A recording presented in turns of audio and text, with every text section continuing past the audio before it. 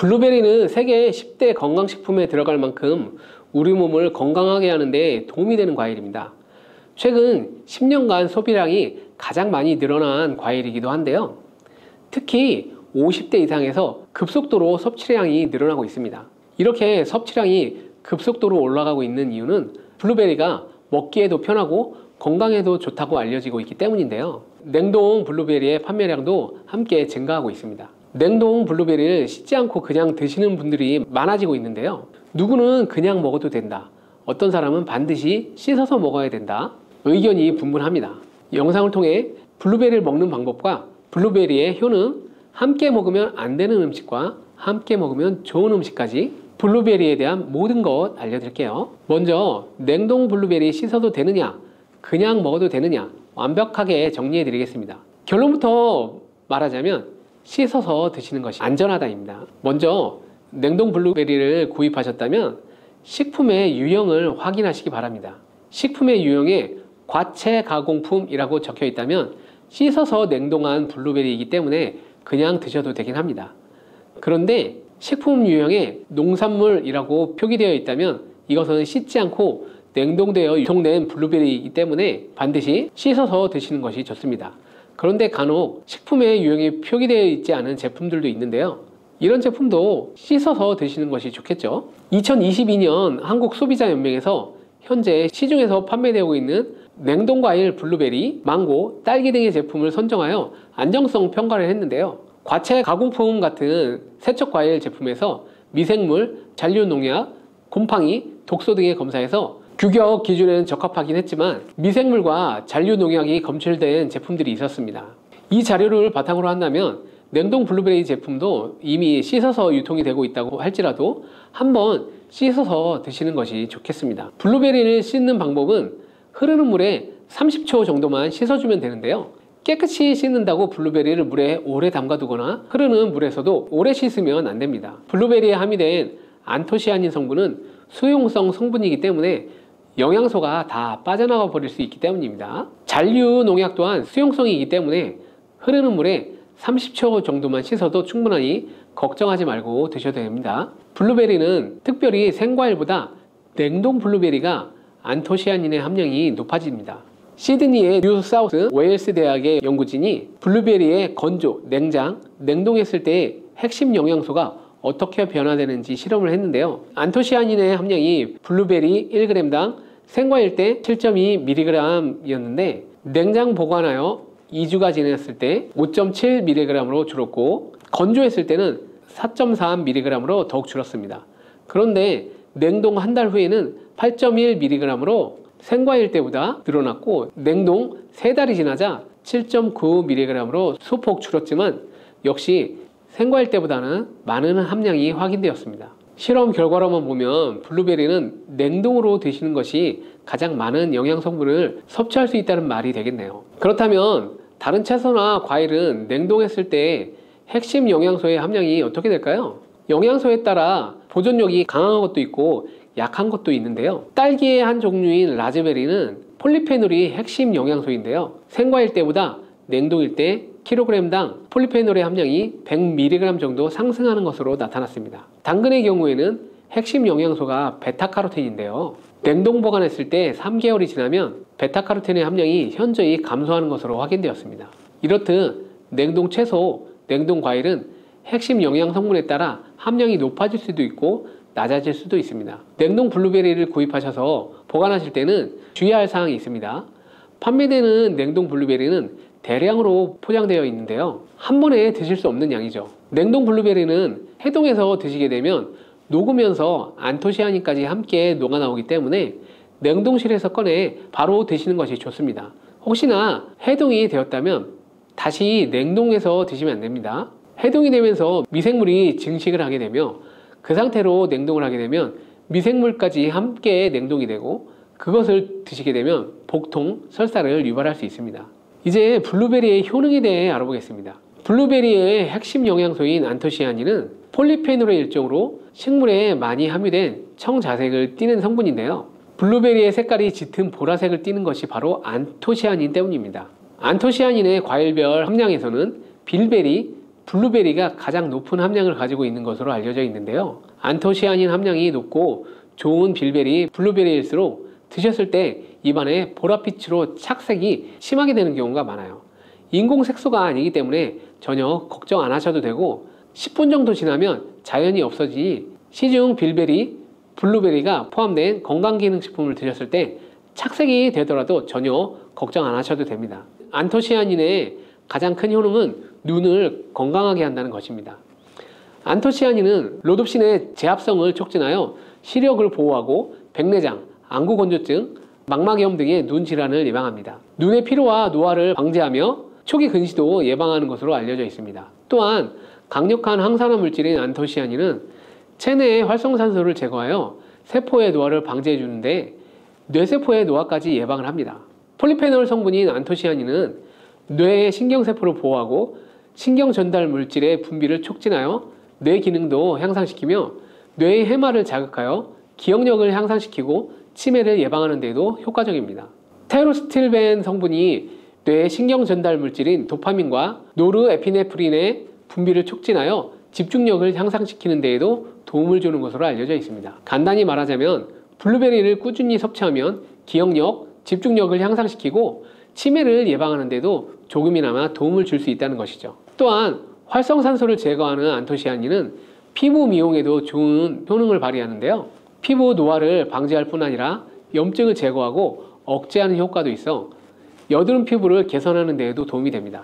또한 비타민과 미네랄이 풍부하여 피부를 건강하게 유지하고 풍부한 안토시아닌과 비타민C는 피부의 수분을 유지하는 데 도움을 주어 주름을 예방하고 피부톤을 밝게 하는 데에도 도움을 줍니다. 그리고 풍부한 식이섬유는 장의 운동을 촉진시켜주고 장내의 노폐물을 흡착하고 배출시켜 피부 트러블을 개선하는 효과도 있습니다. 나이가 들면서 머리숱도 많이 줄어들게 되어 탈모를 걱정하는 분들도 늘어나는데요. 블루베리는 탈모 예방에도 효과적입니다. 블루베리의 안토시아닌은 튼튼한 모발이 자라날 수 있도록 모낭세포를 자극해주고 두피세포의 노화를 예방하여 탈모를 예방하게 되는 것이죠. 또한 블루베리에 함유된 비타민C는 머리카락 조직 형성에 필수적인 성분이고 콜라겐 생성을 촉진하여 모발을 강화하고 두피 건강을 증진하는 데도 도움이 됩니다. 항산화 성분인 안토시아닌은 머리카락 세포를 손상시키는 자유라디칼을 제거하고 머리카락 손상을 예방하는 데도 도움이 되어 탈모를 예방하는 것입니다.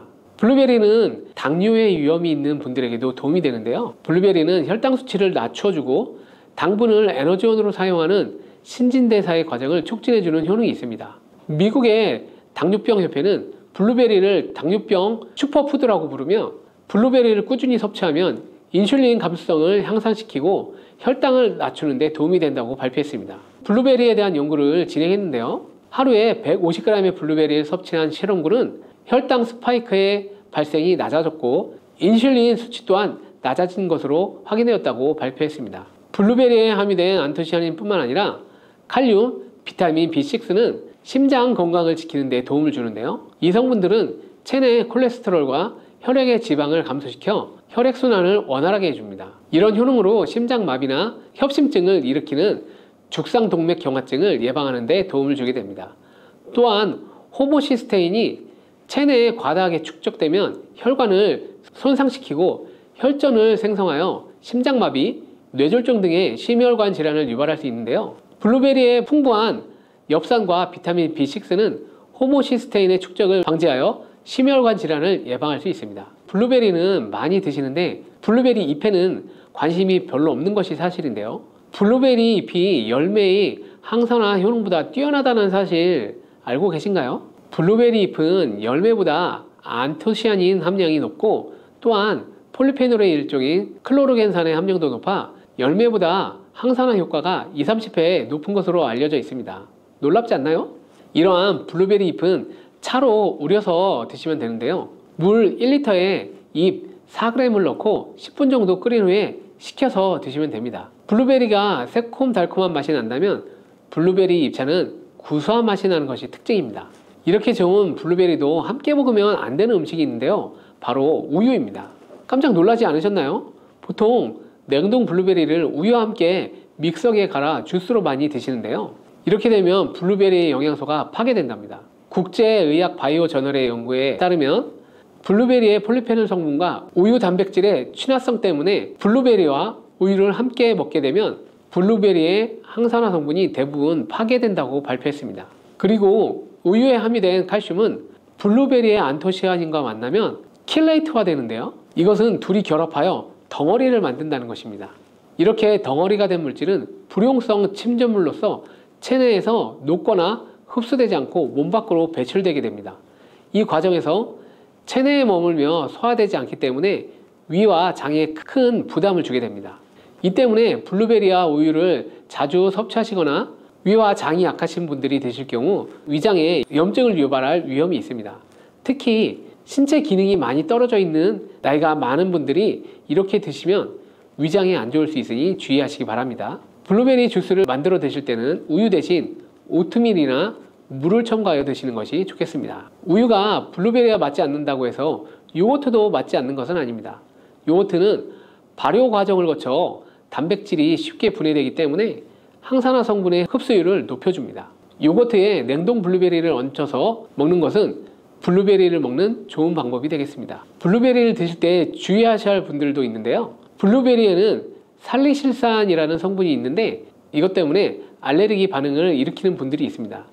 블루베리를 드시면 입술이 붓거나 가려운 증상이 나타나고 복통과 설사의 증상이 나타난다면 즉시 블루베리 섭취를 중단하셔야 합니다.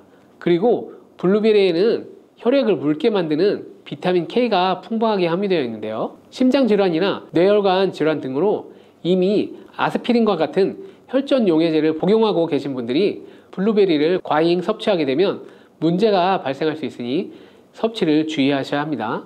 또한 사람에 따라서 블루베리가 일시적으로 혈당을 낮추는 효과가 있기 때문에 당뇨가 있는 분들이 블루베리를 과잉 섭취할 경우 저혈당 증세도 나타날 수 있습니다. 어떤 음식이든 각자 자신의 체질에 맞게 드시는 것이 가장 좋겠습니다. 식탁 위의 보약인 토마토는 세계 10대 슈퍼푸드 중 하나로 영양소 폭탄인데요. 토마토에는 라이코펜을 비롯해 각종 비타민과 필수 영양소가 듬뿍 들어있어 면역력 강화, 성인병 예방, 항암 효과, 항노화 등 다양한 효능이 있습니다. 최근에는 세계에서 가장 많이 소비되는 채소로 알려지면서 토마토의 효능에 관심도 더욱 높아지고 있는데요. 토마토와 함께 먹으면 안 되는 음식과 주의할 점, 그리고 토마토와 함께 드시면 보약이 되는 음식까지 토마토에 대한 모든 것 바로 알려드릴게요. 철분과 비타민이 많아 요즘 들어 특히 주목받고 있는 채소가 시금치인데요. 시금치는 토마토와 상극으로 함께 드시면 안 됩니다. 시금치 속 철분을 토마토처럼 비타민C가 풍부한 음식과 먹으면 좋다고 해서 빈혈이나 당뇨가 있는 분들이 함께 많이 드실 텐데요. 신장이 약하신 분들에게는 특히 좋지 않습니다. 왜냐하면 바로 시금치 속에 옥살산이라는 성분 때문입니다. 옥살산이 혈액 속 칼슘과 결합하게 되면 작고 뾰족한 결정 모양으로 체내에 쌓여 결석을 만들게 됩니다. 그렇게 되면 근육통과 근육 경련뿐만 아니라 심하면 신장 결석을 유발시킬 수 있습니다. 또한 시금치의 철분이 토마토의 라이코펜 흡수를 방해하는 작용도 일어날 수 있습니다. 토마토가 슈퍼푸드로 손꼽히는 이유가 바로 라이코펜 성분 때문인데요. 라이코펜은 강력한 항산화 작용으로 몸속 산화 스트레스와 염증을 줄여주고 암을 예방하는 놀라운 성분입니다. 또한 라이코펜은 폐암, 전립선암, 유방암과 결장암 등의 다양한 암 예방에 엄청난 효과가 있다고 하며 혈관을 건강하게 해주고 동맥경화와 심혈관 질환의 예방에 탁월합니다. 오하이오주 주립대학의 연구에 따르면 토마토를 시금치와 함께 드시면 이 기적의 성분인 라이코펜 흡수율이 무려 50%나 감소된다고 하니 토마토와 시금치를 함께 드시지 않는 것이 좋습니다. 토마토를 드실 때 숙성되지 않은 초록색 토마토는 주의하시기 바랍니다. 숙성되지 않은 덜 익은 토마토에는 솔라닌이라는 독성 물질을 함유하고 있습니다. 솔라닌은 식물이 해충이나 질병으로부터 스스로를 보호하기 위해 생성되는 자연 방어 물질인데 감자의 싹에 많이 들어있는 독성 물질입니다. 이 솔라닌을 섭취하게 되면 복통, 구토, 현기증, 두통, 심하면 마비 등의 증상이 나타날 수 있으니 주의하시기 바랍니다. 그리고 토마토 요리를 할 때 한 가지 주의할 점은 단맛을 좋아하시는 분들이 간혹 설탕을 첨가해 드시게 되는데요. 설탕만은 꼭 피해 주시기 바랍니다. 설탕은 토마토의 영양 성분을 파괴하기 때문에 건강을 위해 드신 토마토가 아무 소용이 없게 됩니다. 그리고 설탕이 몸속에 들어오게 되면 설탕을 분해하기 위해 비타민 B가 사용되는데요. 비타민 B는 피로를 감소시키고 뇌의 활동을 활성화시키는데 도움을 주는 아주 중요한 영양 성분입니다. 토마토에 함유된 비타민 B가 설탕 때문에 체내 흡수율이 감소하게 되고 설탕으로 인해 혈당이 상승하며 혈관 내 염증 수치가 올라가게 됩니다. 이렇게 되면 기억력의 중추인 해마를 위축시켜 혈관성 치매 위험을 높이고 고혈당성 당뇨를 넘어 정말 과도하게 장기간 드시게 되면 암이 발생할 가능성이 높아지게 되어 토마토의 항산화 효과를 전혀 누릴 수 없게 되는 것이죠. 혹시 토마토 케찹 많이 사용하시나요? 달콤살콤한 맛이 좋아 계란 후라이에 뿌려 먹기에도 좋고 다양한 요리에 사용하는 토마토 케찹도 우리 몸에 독이 된다는 사실 알고 계셨나요? 실제로 케찹 한 스푼에 설탕이 약 4g 정도 들어있는데 이는 시중에 판매되는 초콜릿에 들어있는 설탕보다 많은 양입니다. 이뿐 아니라 케첩의 영양 성분을 살펴보면 상과당, 소금, 합성 착색료, 향신료 등 수많은 감미료와 식품 첨가물이 들어있습니다. 케첩이 토마토를 원료로 만들어져 건강한 재료라고 알고 계신 분들도 계시지만 케첩 속 토마토는 첨가물들에 의해 영양 성분이 많이 파괴되어 있고 오히려 우리 몸을 공격하는 성분들이 가득하답니다. 그렇다면 토마토와 함께 먹으면 보약이 되는 음식은 어떤 것이 있을까요? 토마토는 비타민, 베타카로틴, 라이코펜, 무기질 등 영양 성분이 풍부하지만 한 가지 부족한 영양 성분이 바로 단백질입니다. 양질의 단백질과 함께 드시게 되면 거의 완벽한 영양 성분을 우리 몸에 보충할 수 있습니다. 그 중에서도 특히 추천드리는 것은 고기인데요. 50대 이후 나이가 들수록 꼭 고기를 챙겨 드셔야 하는데요. 가장 큰 이유는 바로 단백질입니다. 단백질은 우리 몸의 중요한 구성 성분으로 세포와 근육의 주재료로서 만약 단백질 섭취가 부족하면 잇몸도 약해져 치아가 빠지기도 하고 머리카락도 점점 얇아져 탈모가 오기도 하며 면역세포를 충분히 만들어내지 못하게 됩니다.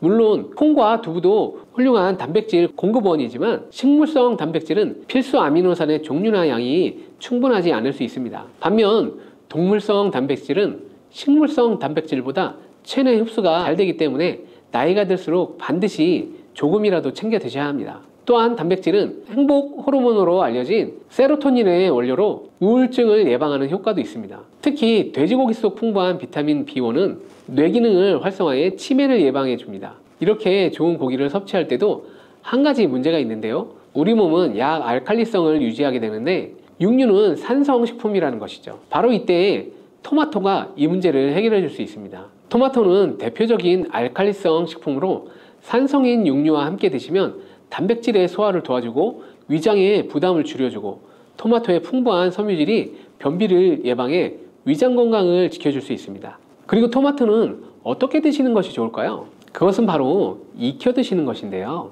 토마토를 익혀 드시게 되면 라이코펜의 체내 흡수율이 10배 이상 올라갑니다.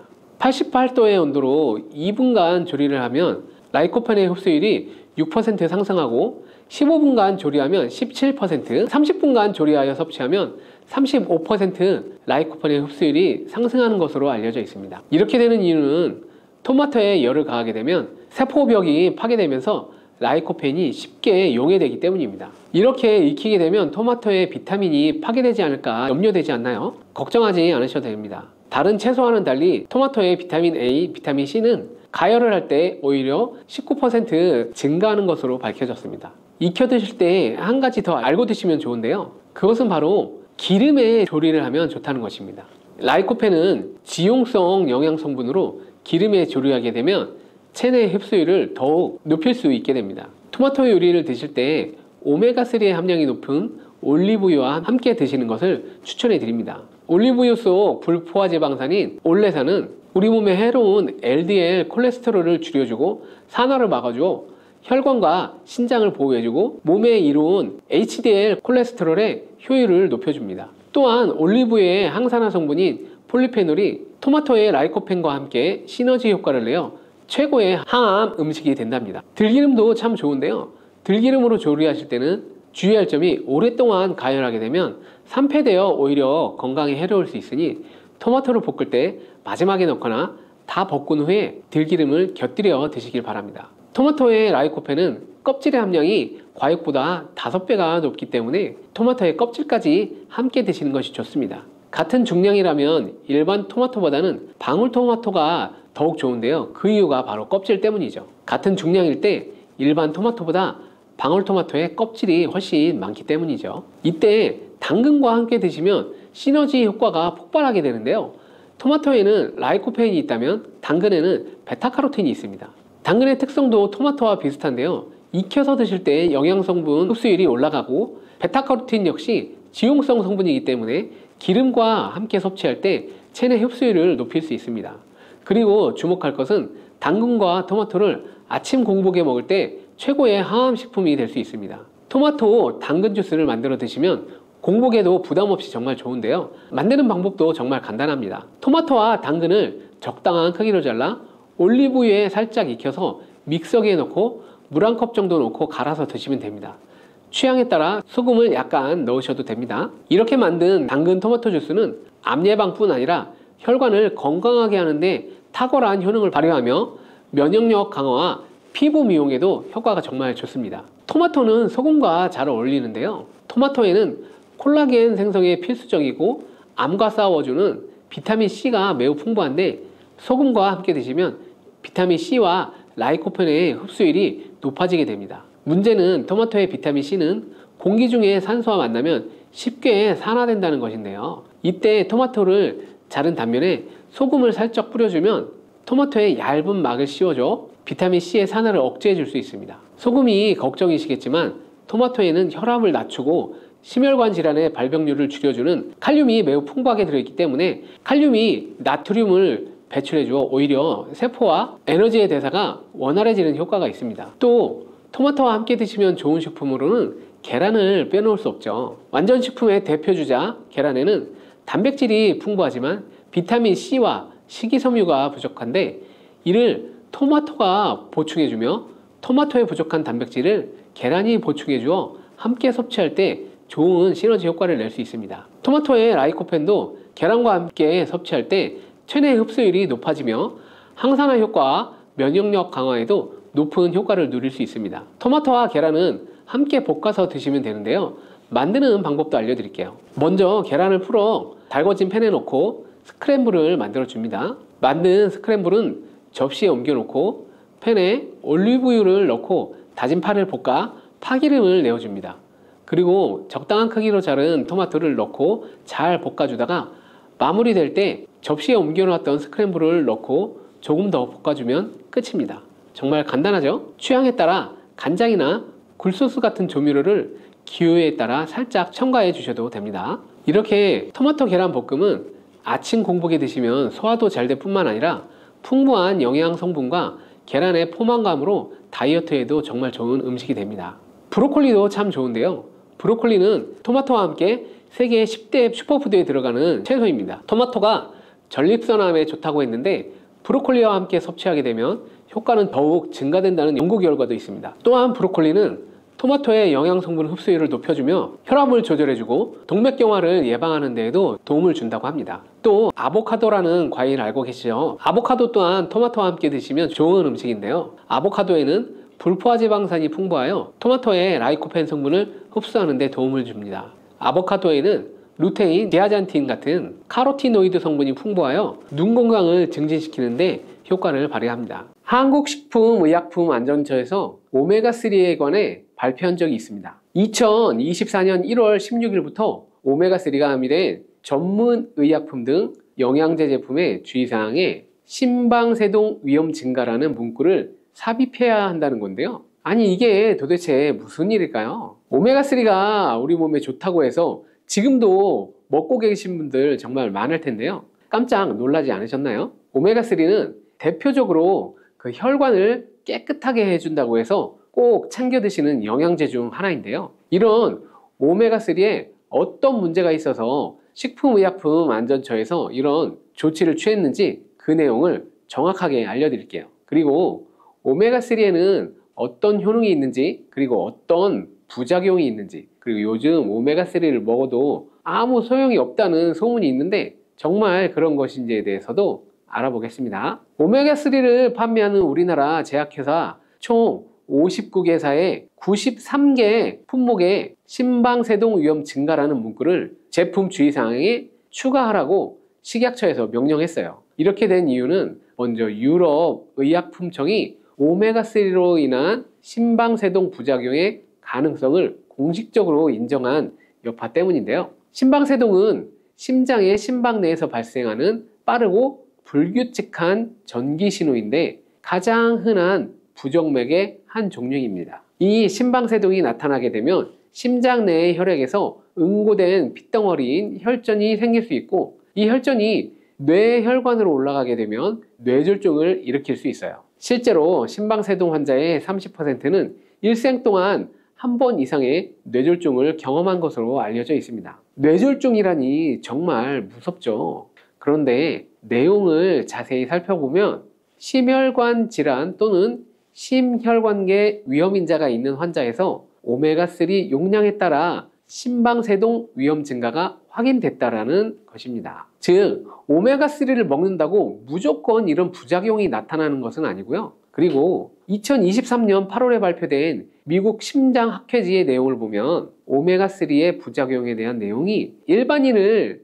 대상으로 한 것이 아니라 만성 관상동맥 질환을 갖고 있는 사람에 대한 가이드라인이었습니다. 중앙대병원의 변경민 교수는 최근 여러 연구에서 오메가3의 고용량에 의한 심방세동의 발생은 명확하지 않고 당장 복용을 중단할 필요는 없다고 의견을 제시하기도 했습니다. 그리고 문제가 될 수 있는 것도 오메가3를 과다하게 고용량으로 복용할 때 문제가 될 수 있다는 거고요. 일반적으로 복용하는 양은 하루에 500에서 2000mg을 넘지 않는데 하루에 4000mg 이상 복용할 시에는 심방세동 위험이 발생할 수 있다는 것입니다. 이러한 내용을 바탕으로 보면 오메가3로 인한 심방세동의 부작용은 사실 아무한테나 나타나는 것이 아니라는 거죠. 언론에서 기사를 너무 자극적으로 표현을 하고 이 내용이 전달되면서 과장되거나 잘못 전달되어 오메가3는 먹으면 안 된다거나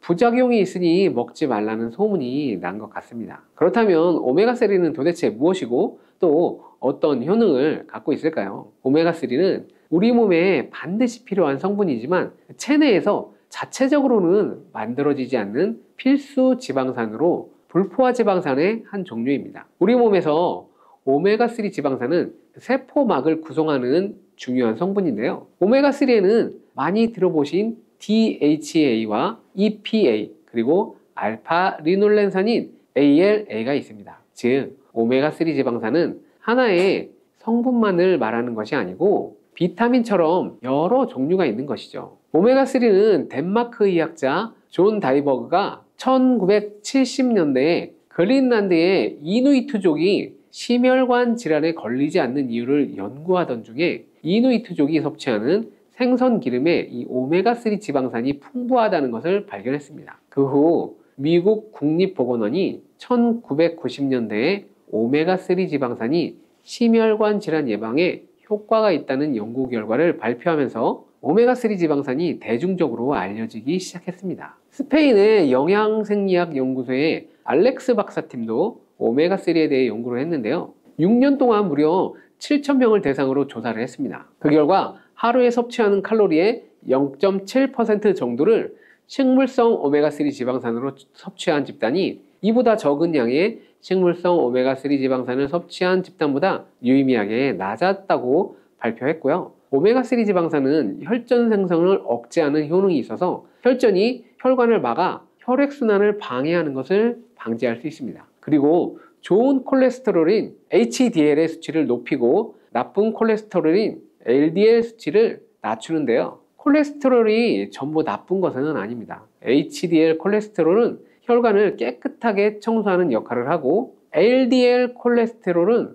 혈관을 막아 혈액순환을 방해하는 역할을 하는 것이죠. 또한 오메가3는 염증을 억제하는 효능이 있어 혈관 내의 염증을 제거해 혈관을 건강하게 하는 데 도움을 줍니다. 그리고 오메가3는 뇌 건강에도 도움을 주는데요. 뇌세포막의 구성 성분 중 하나로 뇌세포를 보호하고 뇌 염증을 억제하며 뇌 혈류량을 증가시켜서 뇌 기능을 향상시켜 줍니다. 또한 뇌의 신경 전달 물질의 분비를 촉진하는 역할을 하는데요. 이로 인해서 기억력, 집중력, 학습 능력 등의 뇌 기능이 개선될 수 있어요. 미국의 국립보건원의 연구진은 오메가3 섭취를 통해 편두통 발생 빈도를 줄이고 혈관 개선 효능으로 인해서 뇌혈류 장애의 질환 예방에도 도움이 되는 것으로 발표했어요. 그리고 한양대 식품영양학과 고광훈 교수팀은 오메가3를 6개월에서 24개월 동안 장기 섭취한 사람들에게서 인지기능 영역과 인지기능 관련 바이오마커를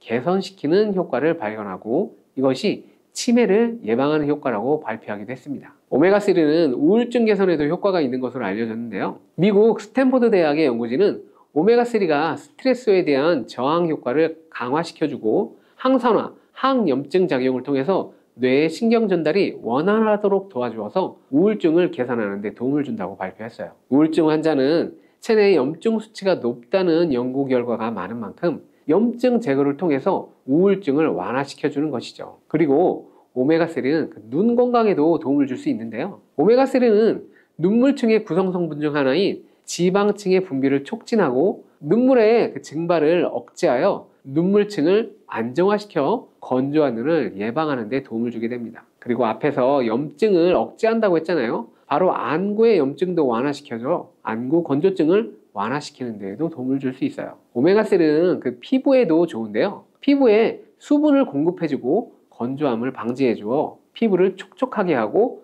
피부 탄력을 개선해서 주름을 예방하는 데에도 도움을 주게 됩니다. 피부의 염증도 완화시켜 깨끗한 피부를 만드는 데에도 효능이 있다는 거죠. 그렇다면 오메가3는 언제 먹는 게 좋을까요? 오메가3는 지방이기 때문에 이를 흡수하려면 담즙산이 필요합니다. 담즙산은 식후 15분 이내에 분비되기 때문에 이때 오메가3를 섭취하면 흡수율을 높일 수 있어요. 공복에 오메가3를 드시면 복통이나 설사가 생기는 경우도 있으니 조심하면 좋고요. 그럼 아침 식후에 먹는 게 좋을까요? 저녁 식후에 먹는 것이 좋을까요? 정답은 바로 아침 식후입니다. 일본의 산업기술종합연구소에서 쥐를 대상으로 실험을 했는데요. 아침과 저녁 식후에 쥐에게 오메가3를 먹인 결과 아침 식후에 오메가3를 먹은 쥐들이 중성지방과 콜레스테롤 수치가 더 많이 감소한 것으로 나타났어요. 그래서 오메가3를 드신다면 저녁보다는 아침 식후에 드시는 것을 권해드립니다. 그리고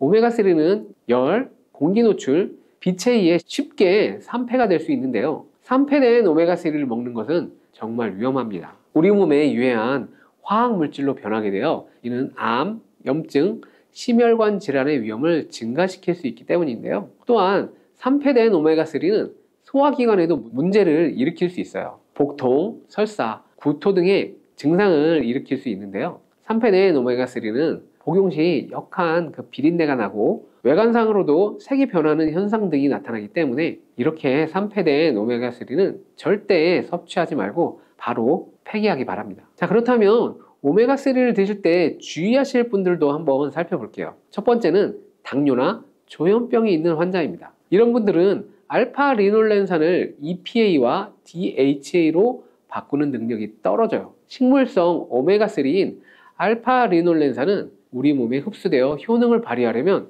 EPA와 DHA로 전환되어야 하는데 이렇게 전환시킬 수 없다면 오메가3를 먹어도 아무 소용이 없는 거죠. 따라서 당뇨나 조현병이 있는 분들은 식물성 오메가3보다는 동물성 오메가3인 DHA와 EPA가 풍부한 생선을 통해 섭취하는 것을 권장합니다. 두 번째는 평소에 두통이 잦거나 어지러움 증상이 있는 분들인데 오메가3가 혈액순환을 도와주고 혈관을 이완시켜 약간 혈압을 떨어뜨리는 효능이 있는데요. 이런 효능 때문에 어지러움 증상이나 두통이 좀 더 나타날 수 있기 때문에 잘 살펴보면서 드시는 것이 좋습니다. 세 번째는 혈전 용해제인 와파린과 아스피린과 같은 약을 복용하는 분들이에요. 이런 분들은 출혈 가능성이 증가할 수 있기 때문인데요. 미국 FDA에서는 혈소판 수치가 낮은 사람은 오메가3를 섭취하지 말라고 권고하고 있습니다. 따라서 혈전약을 복용하시는 분들은 몸에 멍이 잘 드는 현상이 나타나거나 지혈이 잘 안 되는 일이 나타나는 경우에 오메가3 복용을 중지하시는 게 좋습니다. 네 번째로 오메가3를 주의하실 분들은 바로 알레르기가 있는 분들이에요. 특히 해산물에 알레르기가 있는 분들인데요. 오메가3를 복용 후에 입 주변이나 눈 부위가 가렵거나 심하게 붓는 증상, 피부에 두드러기가 올라오는 증상이 나타나면 바로 복용을 중지하셔야 합니다. 혹시 숨을 쉬는 것이 불편해지는 증상이 나타나는 분들은 즉시 응급실로 가셔야 합니다. 이는 면역 반응이 과하게 나타나는 현상으로 아나플락시스라고도 하는데요. 호흡곤란이 심각해지면 사망에 이를 수도 있습니다. 다섯 번째는 임산부예요. 임산부는 출산하기 한 달 전에는 오메가3 섭취를 중지하는 것을 권장합니다. 그 이유는 출산 시에 오메가3로 인해서 혈액이 묽어져 지혈이 어려울 수 있기 때문인데요. 그래서 임신 중에는 복용하시다가 출산 전에 중지하시는 것이 좋습니다. 오메가3의 섭취는 사실 식품으로 섭취하는 것이 가장 안전하고 좋은 방법인데요. 들기름, 아보카도 오일 같은 것에도 오메가3가 풍부하게 함유되어 있으니 요리하실 때 넣어서 드셔도 좋고요. 기름만 한두 스푼 약처럼 드셔도 됩니다. 그리고 오메가3가 풍부한 등푸른 생선도 일주일에 2회 정도 드시는 것이 좋겠죠. 만약 이렇게 드시는 것이 어려운 분들은 오메가3 영양제를 통해서 섭취하시면 됩니다. 계란과 절대 같이 먹으면 안 되는 음식이 있는데요. 첫 번째가 바로 정제된 탄수화물 덩어리인 빵입니다. 많은 분들이 아침으로 즐기는 계란과 빵은 암과 치매에 가장 나쁜 조합이라고 할 수 있습니다. 브레인 푸드라는 별명까지 있는 계란에는 콜린이라는 성분이 풍부한데요. 콜린은 뇌 기능을 강화하고 뇌세포의 중요한 부분을 이루는 비타민 B 복합체입니다. 이는 기억력과 집중력 증진에 매우 좋은 효과를 보이며 기억력 저하, 치매, 알츠하이머 예방 및 치료에 많은 도움을 주는 성분입니다. 콜린 성분으로 의약품 및 건강기능식품도 많이 나와 있는데요. 이는 혈관 내 염증을 줄여주어 암 예방에도 도움을 줄 수 있습니다. 그런데 놀랍게도 이 콜린과 반대로 작용하는 것이 바로 밀가루입니다. 밀가루는 그 75% 이상이 탄수화물로 구성되어 있는데 이런 저품질의 탄수화물이 많은 빵을 먹게 되면 혈당 수치가 올라가는 혈당 스파이크가 발생하고 이로 인해 혈관 및 뇌세포에 손상을 줍니다. 계란과 빵을 함께 먹게 되면 쉽게 설명드리면 우리 몸에서는 마치 전쟁이 일어난 것 같은 현상이 나타나게 됩니다. 계란 속의 콜린은 뇌세포를 보호하기 위한 방어막을 형성하려 하지만 빵에서 나온 탄수화물에 의해 생성된 독소가 이 방어막을 파괴하려 합니다. 특히 백미로 이루어진 쌀밥, 빵 같은 정제된 탄수화물로 이루어진 음식을 자주 섭취해 고혈당 상태에 놓인 경우에는 건강이 더욱 악화되기 쉽습니다. 인슐린 저항성이 증가하고 만성적인 염증으로 인해 콜린이 역할을 제대로 하지 못하게 됩니다. 이러한 혈관 내의 싸움은 고혈압, 동맥경화 같은 심혈관 질환을 일으키고 인슐린 분비 이상으로 당뇨병을 초래할 수 있으며 만성염증은 암뿐만 아니라 치매 같은 뇌질환을 유발할 가능성이 있습니다. 그렇기 때문에 건강을 생각하신다면 계란과 함께 드실 때는 정제된 밀가루를 사용하지 않은 통밀빵이나 다른 음식을 선택하는 것이 좋습니다. 레몬과 같은 강산성 과일도 계란과 함께 먹으면 안 됩니다. 왜냐하면 강산성 과일의 높은 산도는 계란의 단백질 구조에 영향을 미칩니다. 레몬이나 다른 강산성 과일에 포함된 산이 계란 속 단백질과 반응하면 단백질이 응고가 되어 소화가 어려워질 수 있습니다. 이는 위와 소화기관 내에 단백질 응고를 유발하여 소화 과정을 방해하고 문제를 일으킬 수 있죠. 특히 단백질의 소화 및 흡수가 저해되면 속이 더부룩한 불편함으로 시작하여 심한 경우에는 복통과 설사 같은 증상이 나타날 수 있습니다. 따라서 계란을 섭취할 때는 레몬이나 다른 강산성 과일과 함께 드시는 것을 피하는 것이 좋겠습니다. 두유와 콩국물과 계란을 함께 먹는 것이 또 좋지 않습니다. 아침 식사로 두유와 계란을 드시거나 체중 관리와 다이어트를 위해 섭취하는 분들이 많아지고 있는데요. 두유 속에 있는 트립신이라는 성분이 계란의 알부민과 결합해 영양소를 파괴하게 됩니다. 계란은 노화로 인한 근육 손실과 근육 감소증의 예방에 도움이 되는 우수한 단백질을 많이 포함하고 있고 비타민과 미네랄도 풍부합니다. 그러나 두유와 함께 섭취할 때는 이러한 영양 성분들의 이점을 충분히 얻지 못하게 됩니다. 그런데 혹시 계란과 녹차나 홍차를 함께 드신 적이 있나요? 이런 차도 피해야 합니다. 찻잎 속 탄닌이 계란의 단백질과 결합해 탄닌 단백질을 형성하며 이는 위장에 문제를 일으킬 수 있습니다. 탄닌 단백질은 장의 연동 운동을 늦추고 장내 환경을 악화시켜 변비를 유발할 뿐만 아니라 발암물질의 체내 흡수 가능성을 증가시켜 줍니다. 이렇게 탄닌과 계란의 조합이 건강에 악영향을 주기 때문에 계란과 감을 함께 드시는 것도 안 됩니다. 계란을 먹은 후 감을 드시면 가벼운 두통과 설사, 구토 증상이 나타날 수 있고 심각한 경우에는 급성 위장염과 폐결석이 나타날 수 있습니다. 이런 이유로 감에 들어있는 탄닌 성분이 단백질 소화 기능을 방해하기 때문입니다. 탄닌은 위와 소화기관 안에서 단백질과 결합하여 덩어리를 형성하고 단백질 분해 효소의 작용을 방해하기 때문에 계란과 함께 섭취할 때 위험할 수 있습니다. 또 하나 계란과 절대 함께 먹으면 안 되는 음식으로는 햄과 같은 가공육입니다. 계란과 가공육의 조합은 정말 최악인데요. 가공육은 나트륨과 포화지방이 높은 경향이 있습니다. 이런 가공육은 과도한 나트륨 섭취와 포화지방의 증가로 이어질 수 있고, 이는 혈관에 나쁜 콜레스테롤이 축적되어 동맥경화, 심장병, 뇌졸중 등 심혈관 질환의 위험을 증가시킬 수 있습니다. 또한 가공육에 포함된 첨가물과 방부제는 소화를 방해하고 장내 환경에 안 좋은 영향을 미칠 수 있습니다. 계란을 드시는 것을 꺼려 하시는 분들은 계란이 콜레스테롤 수치를 올려 건강에 해롭다고 생각하시는 분들이 있는데요. 이 생각이 틀렸다는 것을 알려드릴게요. 유독 계란이 콜레스테롤을 높여서 성인병을 유발하는 주범인 듯한 이야기는 왜 생긴 걸까요? 콜레스테롤이 함유된 식품은 계란 말고도 많은데 말이죠. 그 이유는 바로 계란 하나에 들어있는 콜레스테롤의 양이 사람이 하루 섭취해야 할 콜레스테롤 양의 65%나 되기 때문입니다. 콜레스테롤 양만 따지면 계란 하나를 먹었다면 콜레스테롤이 든 다른 음식은 피하셔야 하는 거죠. 그런데 놀랍게도 계란은 이렇게 많은 콜레스테롤을 가지고 있는 동시에 콜린이라는 영양소까지 다량 함유하고 있다는 것이죠. 콜린은 나쁜 콜레스테롤을 간으로 옮겨 제거하는 기능을 가지고 있습니다.